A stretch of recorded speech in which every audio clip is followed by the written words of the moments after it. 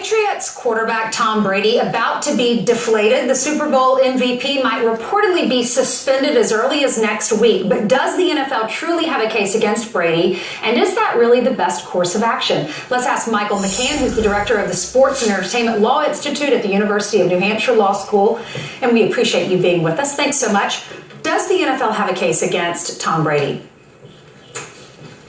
Well, Ainsley, I think the NFL has an argument that Tom Brady should be punished. I'm not sure the argument's very strong that it should be a suspension, because if you take what Tom Brady did in the worst light possible, you could argue it's not that bad. The Wells report says more likely than not he had general awareness that two other employees did something wrong. Not Brady, two other employees.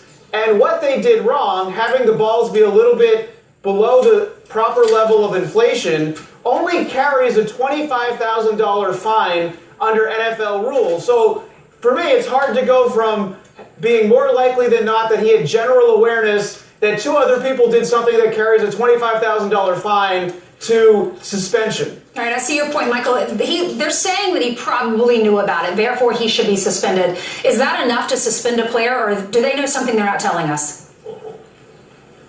Well, the commissioner has the authority under the collective bargaining agreement and also under the league constitution to issue a penalty, and it's really up to him. He has a great deal of discretion. And then the question comes down to judgment. Is this an appropriate use of his discretion to suspend Tom Brady? I would argue if the infraction only carries a $25,000 fine, and we're talking about a $9 billion league, it can't be that big of a deal, right? The penalty would be higher. It would be $500,000, something along those lines. So technically, Ainsley, the commissioner can suspend Tom Brady, but I think it comes down to judgment, and sometimes the right judgment is not issuing the maximum penalty. So is it a big deal? You're saying it's not a big deal? I mean, it's leading headlines. It's been all over the newspapers for the last few weeks, or the last few days at least.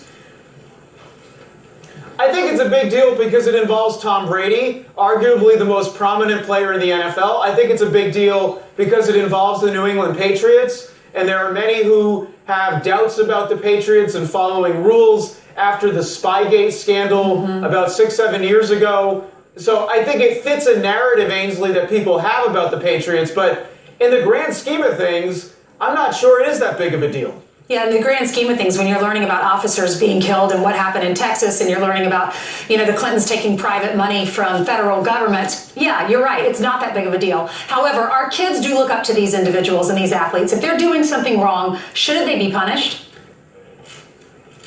Sure, and I think there's nothing wrong with the Patriots and Tom Brady being punished for doing something wrong, if in fact it's true Brady did something wrong. We haven't yet heard his side, and he's entitled to a defense, as is the New England Patriots. But if it's true they acted wrongly, as the Wells report alleges, they should be punished. But to me, the question is, what's the appropriate punishment? Is it some long suspension for a quarterback who didn't commit the underlying infraction? Or is a fine appropriate? Brett Favre got in trouble because he didn't share his phone with the NFL when he played for the Jets in a separate investigation. He was fined, I think, $50,000. So maybe Brady should be fined, but suspending him, suspension should be reserved for the most serious infractions. All right, Michael McCann, thanks for weighing in this morning. Good to see you. Coming up.